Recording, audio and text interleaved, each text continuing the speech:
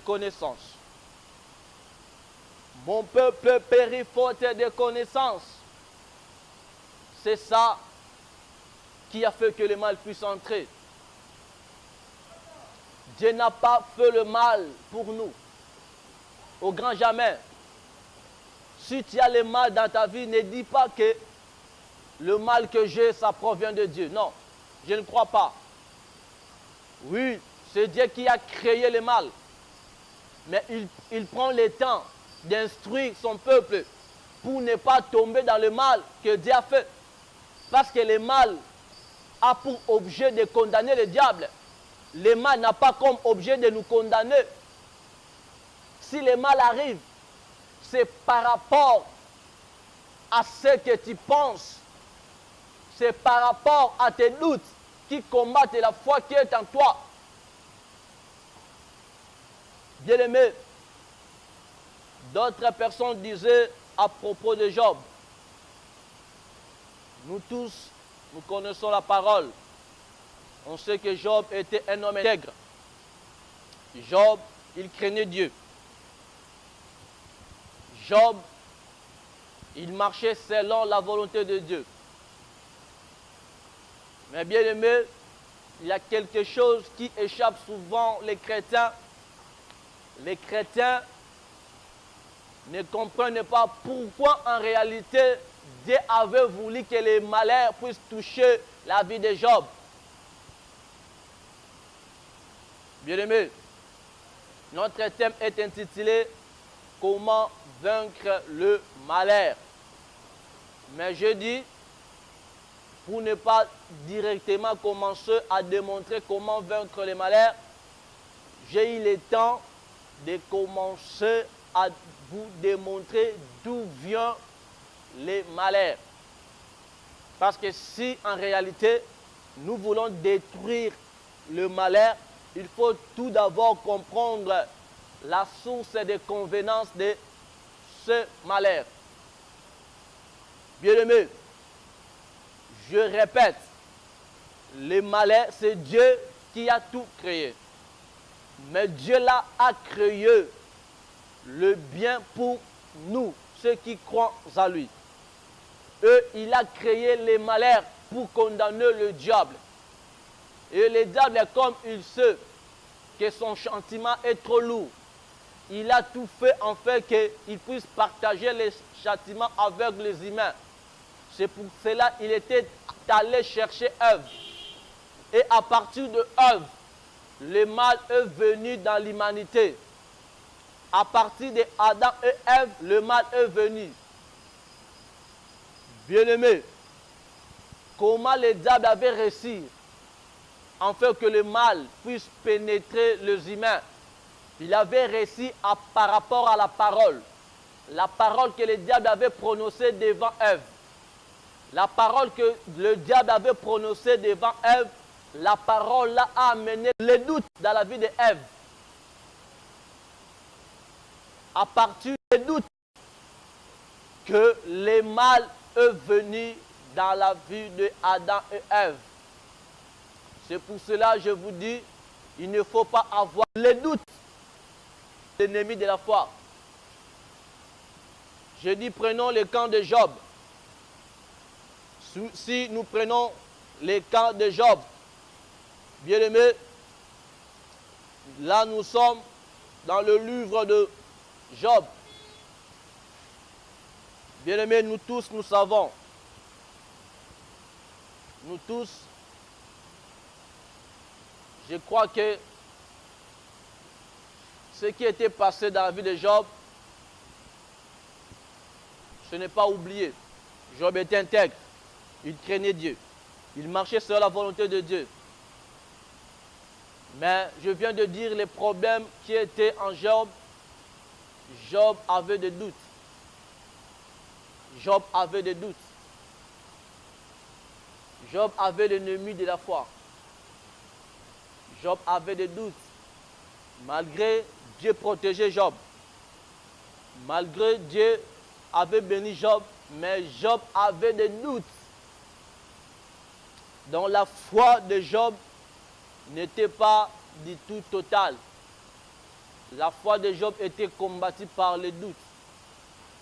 Lisons la parole. Lisons la parole de Dieu. Job,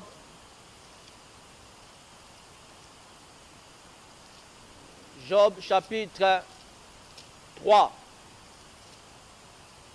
Job chapitre 3. Que dit la parole?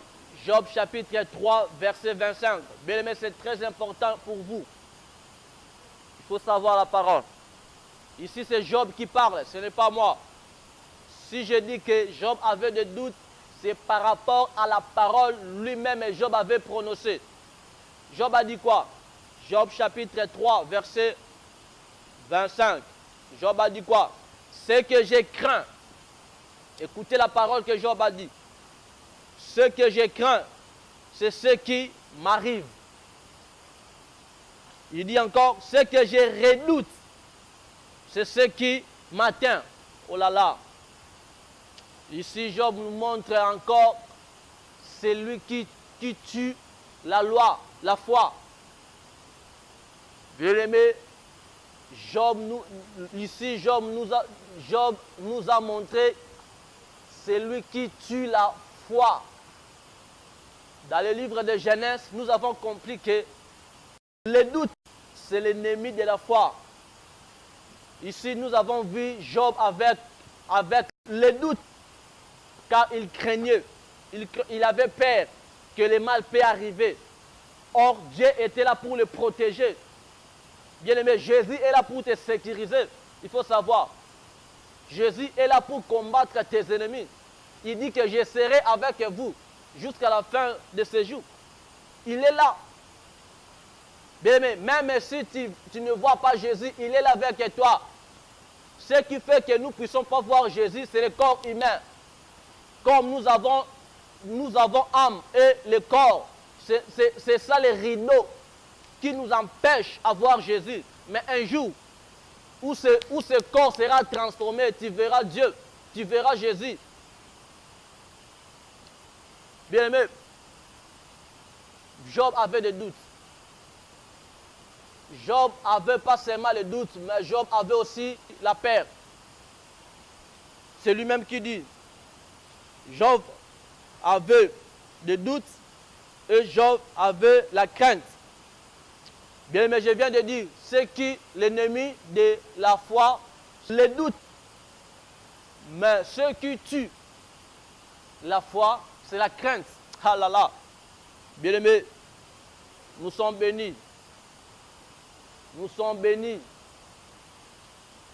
Dieu nous a aidés. Dieu nous a aidés de comprendre. Bien aimé, laisse-moi te signaler, l'ennemi de la foi, c'est le doute vient comme ennemi de la foi. Au moment où nous sommes, bien aimé, il faut savoir, nous qui croyons en Jésus-Christ, nous vivons par la foi. Nous vivons par la foi.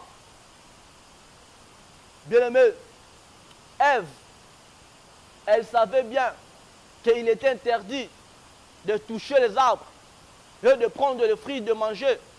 Elle savait. Mais le problème, c'est quoi?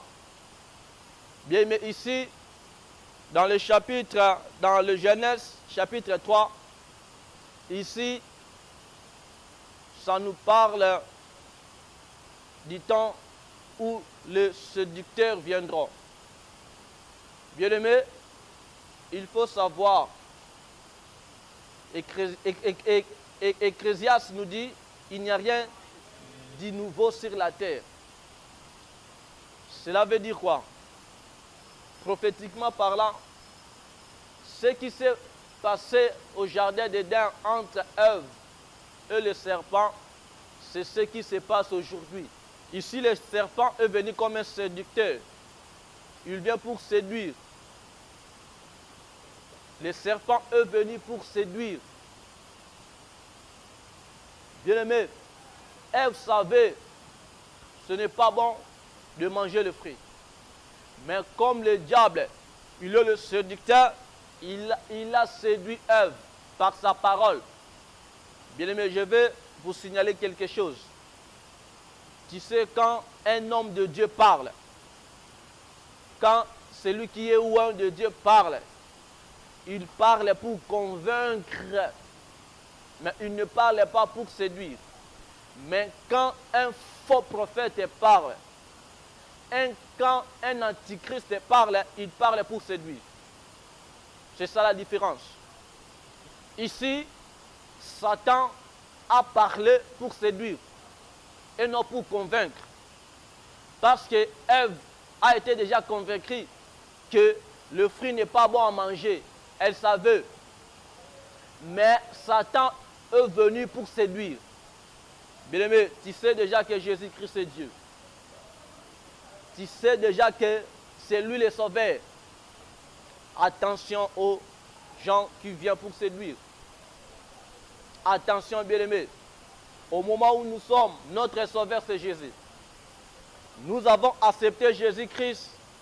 Ce n'est pas dans de manière que les gens disent que lui, il est le Dieu de blanc. Non. Ce n'est pas notre problème.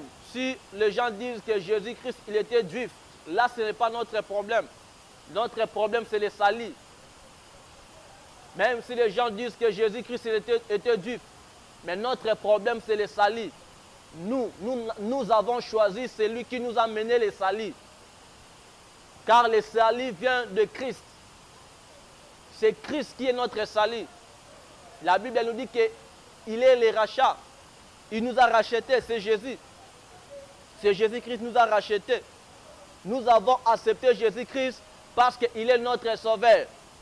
Bien-aimé, là je mets entre parenthèses, mais ce qui est très important, nous voulons savoir d'où viennent les malheurs. Avant de détruire, avant de démontrer comment détruire le malheur, bien-aimé, je vais tout simplement vous démontrer d'où viennent les malheurs. À partir de ce chapitre, nous allons comprendre que les malheurs proviennent du doute. Bien-aimé, je sais que tu es d'accord avec moi, parce que je parle de la part de Dieu. Les doutes, si tu as des doutes dans ta vie, bien-aimé, il faut savoir que tu es en train d'appeler les malheurs dans ta vie. Toi qui crois au Seigneur Jésus-Christ, toi qui sais que Jésus-Christ, il est Dieu, il ne faut pas avoir de doutes. Il ne faut pas avoir de doutes.